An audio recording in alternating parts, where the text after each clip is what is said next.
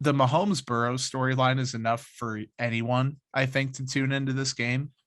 Burrow is awesome. Steve Spagnuolo on Thursday said that he views him as a young Tom Brady, which is obviously extremely high praise for a quarterback. Burrow, one of the smartest quarterbacks I think ever. I contended that this week several times. 525, 4 touchdowns last week. Joe Mixon, dynamic running back. T. Higgins, Tyler Boyd, Jamar Chase, one of the best young wideout duos trios, in the NFL. The offensive line's still a mess. Burrow's been sacked more than any quarterback in the NFL. They're 19th in DVOA.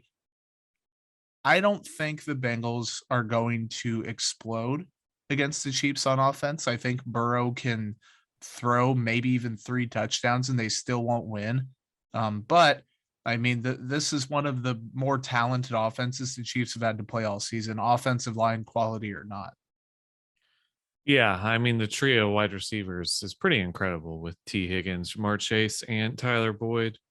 Um, it's interesting. Burrow, I think last week is kind of clouding or is really upping the season he's had in the minds of everybody in the football media. When in reality, it was still a good season, of course, but it wasn't quite 500 yards, 4 touchdowns. Yes, worthy. every week.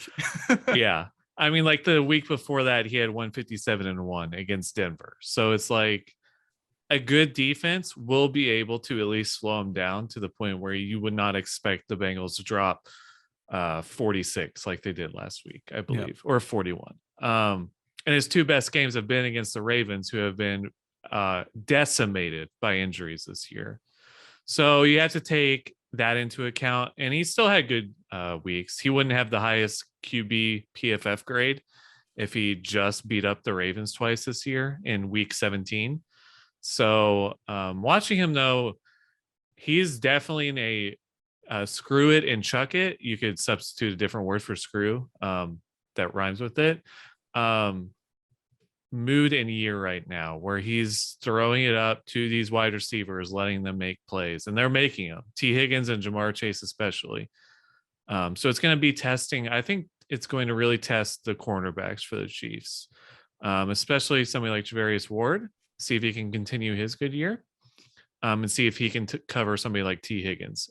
You would think this is the type of wide receiver he would be able to cover well, because it's another big body guy who won't like run past him.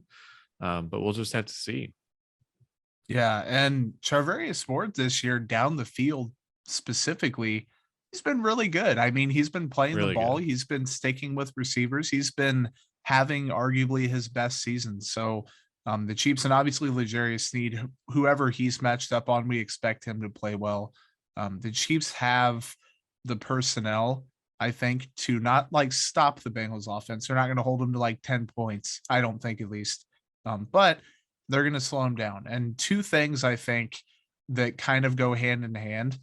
The offensive line, the Bengals run a ton of empty sets, and they don't have the offensive line to do that. And last year it was a problem because A, Burrow got hurt, and B, he was getting hurt and getting hit because they kept running empty sets and they wouldn't adjust. Zach Taylor, he's a stubborn coach. He's going to keep doing it and keep doing it and keep doing it. So the plus is that, there's more spacing. You're getting your playmakers out there, allowing them to make plays in space. But you don't have that extra blocker in. You don't have a running back out there to protect Burrow. You don't have a tight end and to chip or anything. If it was the Chiefs defensive line of week 3, 4, 5, whenever The Frank injured Clark Chris was Jones weeks. injured, Chris Jones, injured Frank Clark, no Melvin Ingram, then I'd be like, okay, that is going to be a problem for the Chiefs. Now, with Chris Jones somewhat mostly healthy, manageable, at least, Frank Clark healthy, Melvin Ingram in the picture, that's going to be tough. They can't do that 24/7. Yeah, and I think for the Bengals, the tackles are pretty good. I believe Riley Reif's still playing, and then they have Jonah Williams, their former first-round pick at left tackle. They're actual solid tackles, but they are a mess inside. And the Chiefs have the second best interior pass rusher in the league. And both edge rushers, I think this is key with Burrow. Both edge rushers will be holding their contain in their rush lanes very well, because that's what both of them do. So as long as Chris Jones cannot like stunt into gaping holes for Joe Burrow to escape and just beat his man snap to snap, I think it might be a long day for Burrow. I think the Chiefs defensive line can be the ones that take over this game.